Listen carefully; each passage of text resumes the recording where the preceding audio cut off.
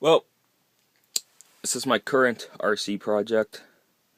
I decided to get the rs4 up and running. I want to try it out before winter hits, because this is my first on-road RC, so I kind of want to use it and see how I like on-road. Then I can put my T-Max back together. But this is a Dynamite .15, and it had sat for 4 or 5 years with old fuel in it, so everything's just gummed up. And I cleaned out the motor a little already, but I don't know if you can see that or not, but all that orange you see in there, if you can see it, it's actually old gummy fuel. And had a similar problem with the aftershock when we got it. It was everything was just gummed up.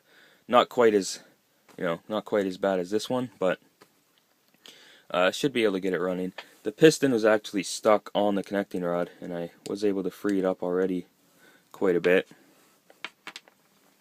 But all this right here is what's inside the motor. This very gummy, sticky stuff, and from the old fuel.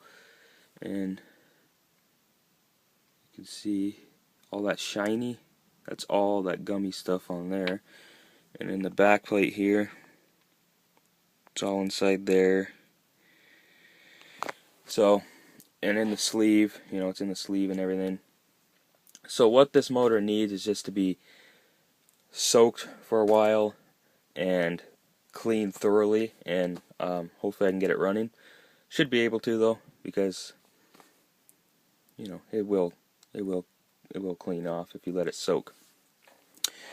But this is another Dynamite .15. That was out of my parts rs4. The reason I'm not, this one actually turns over and has good compression and everything, but the reason I'm not using it is because it's really hacked up. These aren't the proper motor mounts, and they drilled them out, obviously really crappy.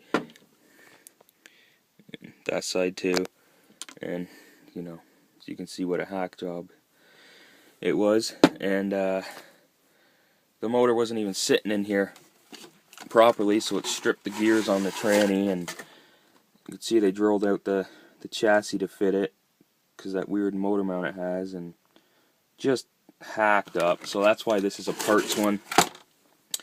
This one obviously has the good motor mounts, and it bolts right in easy, and yeah, so that's why I'm using that motor still.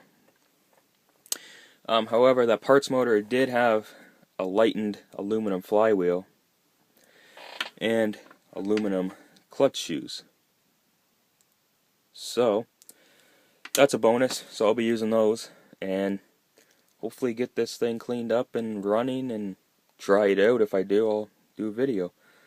And here's the stock pipe. It's just a stock hard plastic. The one off the parts one is the aluminum pipe, but as you can see, it has all this blue silicone type stuff on it, and this stuff does not like to come off.